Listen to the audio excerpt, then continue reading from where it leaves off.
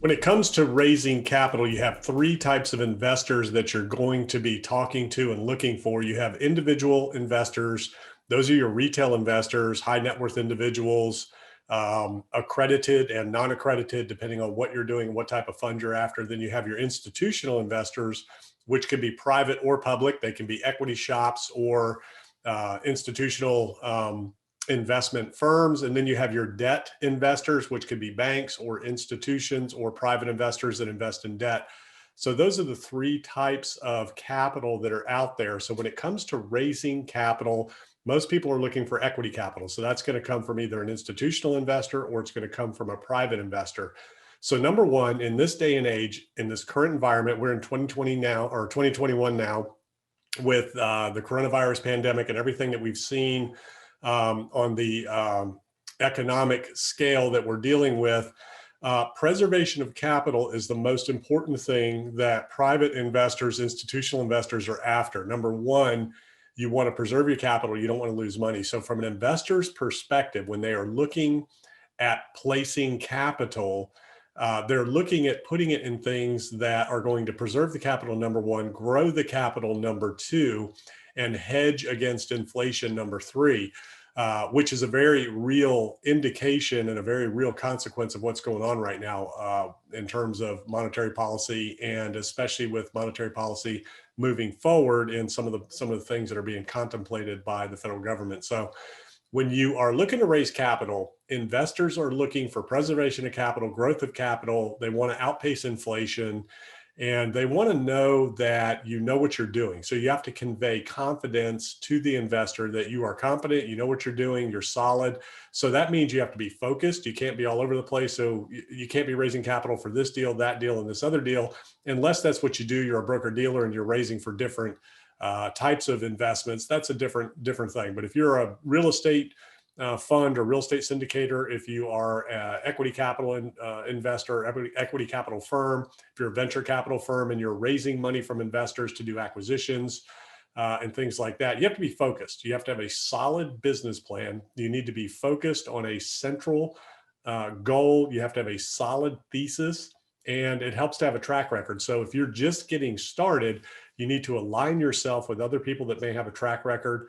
If you are experienced, seasoned, sophisticated, then your track record will speak for itself. But you have to convey that confidence through competency in your thesis and in your background of successful raises or successful projects and successful exits. And you definitely need to be an expert in your space.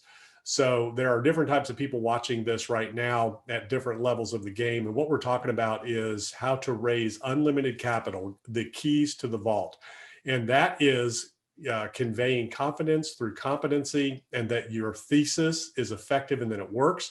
And some people are excited about opportunities to get in on the ground floor of deals that haven't been done yet in the venture capital world, equity capital world. You might have some sort of a business plan or idea or concept or technology that really resonates and makes sense. Your concept, your business plan, your investment needs to be simple. It needs to be easily understood by investors. A one-page executive summary should be sufficient to convey the value of what it is that you're offering. If it's a real estate syndication, obviously there's a lot more that comes into play in terms of the pro formas, the economics of the deal, the offering memorandum, things like that. You have your private placement, your offering memorandum, private placement agreement, offering memorandum, things of that nature. But you want to keep it simple. On the initial stage of seeking capital and courting investors, you want to keep it all simple. You want to make sure it's easy to understand.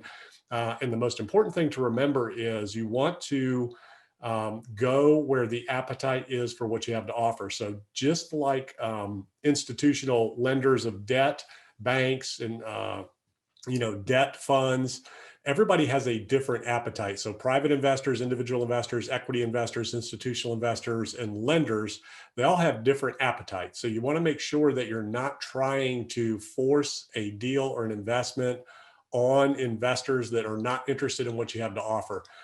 There are a lot of times you can search institutional investor websites to find out what they're looking for, what kind of deals they're looking to place capital into.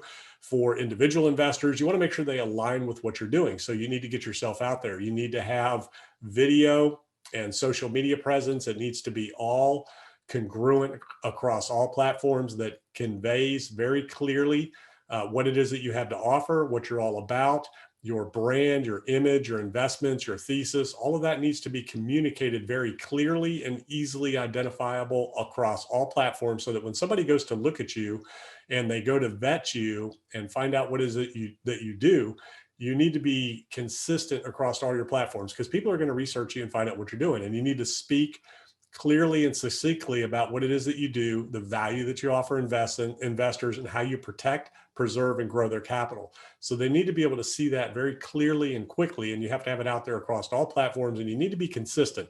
The number one mistake that most people make when raising capital and growing their capital raising efforts is that they let the foot off the gas. They take their foot off the gas. Once they get their deal funded or their pipeline full, they stop continuing to court new investors. So you need to always be raising. So you need to be consistently putting out content, consistently staying in front of your market, consistently growing your market, and consistently courting investors, whether that's individual, institutional, whatever it is.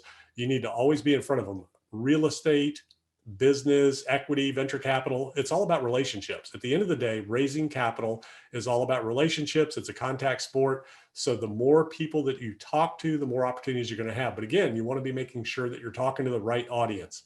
You want to make sure that you go to the audience that's looking for the deals that you have to offer. And it's not always about the deal. A lot of times it's about the relationship, the individuals. So you want to build rapport, build relationships, warm your market up, warm your contacts up, and make sure that you stay in front of them, stay in touch with them, and be sincerely interested in their goals and how you can help them, which is to preserve and grow their capital and to beat inflation. Right now, everybody's kind of happy with that. A lot of investors are looking for yield. And then you have your margin investors that are looking for the big hits. And a lot of investors make a mistake. Number one, the number one biggest mistake they make is taking their foot off the gas, and they stop cultivating new relationships with investors when they complete their raise or fill their fund. And then they wait till the next deal, fund, or opportunity comes around before they start going back to the well again and trying to raise more capital. The second mistake they make is they spend too much time talking about the deal and not enough time getting to know the investor. Now, again, this is about knowing your investor. Okay. So some investors, and especially after you develop the relationship, they're all about the deal. They just want to know, give me the numbers and I'll decide whether or not it's something I want to do. And they'll look at it and they'll vet it on their own. Others, it's more about the relationship. They want to get to know, like, and trust you. They need to be able to know, like, and trust you. Once that's been established, then it can be all about the deal, and you can just circulate deals in front of them. The third thing that people do is they don't have a business plan for raising capital. So raising capital is a business just like anything else. It's a strategy, it's a business, it's a system, there's techniques, and there's ways to go about it and ways not to go about it. Number one, you got to have the right audience. You want to target the right audience, make sure that you're bringing the right kind of deal to the right kind of audience. You want to feed their appetite. Everybody's got different appetites. Everybody has different return requirements, different thresholds that they need to meet. So you want to make sure that you're presenting the right audience with the right deal at the right time. Timing is 100% of the game. And just because, if you receive a no today, it may not be a no tomorrow. So you want to stay in front of that investor, stay in front of that fund, and make sure that you're constantly staying in front of them. The second thing is the business plan. If you need to raise capital for a deal and you want to raise more capital, then you need to reverse engineer and understand what that business plan of the contact system is. You need an investor portal, an investor management system, so that you can understand the metrics of how much capital you need to raise and what it takes to get there. So if you need to raise $100 million and you know that you need to talk to 1,000 investors to get enough commitments to raise that $100 million, then you want to make sure that you're constantly bringing 1,000 new investors into your pipeline, so of those 1,000 investors, maybe 500 of them turn into actual fulfillment of the commitment. And the other thing is where a lot of capital raisers make mistakes is they think that the commitment is going to equal the actual call of the capital. So you always want to get at least 50% to even double the amount of commitments that you need for the actual capital you're trying to raise. because a lot of times when you call the capital, maybe the timing's not right, maybe they're in another deal, maybe they're waiting for something.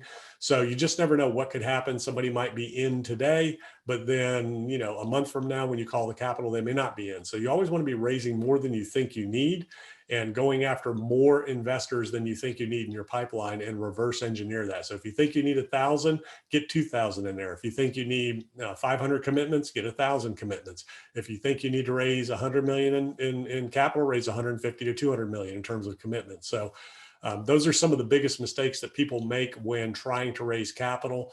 And so if you want the keys to the vault, if you want to unlock your ability to raise unlimited capital, number one, it's a relationship business. It's a contact sport. You need to always be growing your network, growing your market, letting people know what it is you do. You need to be professional, polished, competent, informed. You need to be an expert in your space. Now, if you don't have the track record, then you need to align yourself with those that do have the track record, that have successfully executed on the business plan and the thesis that you're after. You do not want to be bouncing from one thing to another. One day you're raising for this group, the next day you're raising for that group, the next day you're raising for this deal, the next day you're raising for that deal. So you want to be consistent in your core competency so that when people look at you, they know that you're consistent, you're stable, you know what you're doing, you're an expert in your space, and that your thesis has been proven, that your investment strategy works, and it's been proven through different business cycles, or you align yourself with others who have proven themselves out through business cycles. So for me personally, the capital knocks on my door. So I've been in the business long enough, and when you're in the business long enough, you attract capital by the things that you do. People see what you're doing, they see that you're successful, and they want to be part of that. So you need to share what it is you're doing. You need to have your elevator pitch, your one-liner ready at all times. When people ask you what it is that you do, you want to make sure that you're ready to explain what you do. Hey, I invest in commercial real estate in the Southeast, primary retail and office, class A, B, and primary, secondary, tertiary markets, whatever it is you're after. And, we offer investors better than average returns in stable properties that are insured and secured. So depending on what type of investment you offer, so you just want to make sure that you're clear. You don't want to say, yeah, we invest in office, retail, multifamily, warehouse, industrial, any kind of real estate all over the country. So you want to be very targeted, very focused. Hey, we invest in single tenant, triple net properties primarily in the Northeast, with these types of companies, with these types of credit tenants, these types of properties. So, it could be restaurant, it could be pharmacies, could be auto, quick lube, could be, Med Express type things, whatever it is. So you want to make sure that your strategy is consistent, that your thesis is solid, and that you are focused on what you do geographically and from a business plan standpoint. And if you are working on a single type of asset or a single type of business, then you can broaden your geography and you can be nationwide. But if you are going to be focused in a narrow geography, then you might need to broaden your asset base a little bit and the types of companies that you're investing in. But you still want to be focused. You don't want to be taking the shotgun approach and putting everything in front of everybody. So there's an old saying, you just throw things up against the wall till something sticks. You do not want to do that when you're raising capital. You want people to take you serious. You want them to see value when they look at you. You want them to see expertise and competency and confidence when they look at you. So you want to make sure that when you are presenting opportunities, that you will be taken seriously. And the way to do that is to be consistent, to be focused, and to make sure that all of your presence online is consistent and focused, and that it's all congruent across all the platforms and conveys exactly what it is you do, what you have to offer, and how you can help investors grow, preserve, grow, and keep their capital investments safe for the long run. And again, understand the different types of investors, what they're looking for, what their appetite is, and make sure that you bring the right deal to the right investors at the right time, so that you look like you know what you're doing and you're not trying to fit a round peg in a square hole or a square peg in a round hole. So you want to make sure that you serve them what it is they're looking for, and make sure that you understand what type of opportunities and deals that those different investors and different types of investors may be looking for.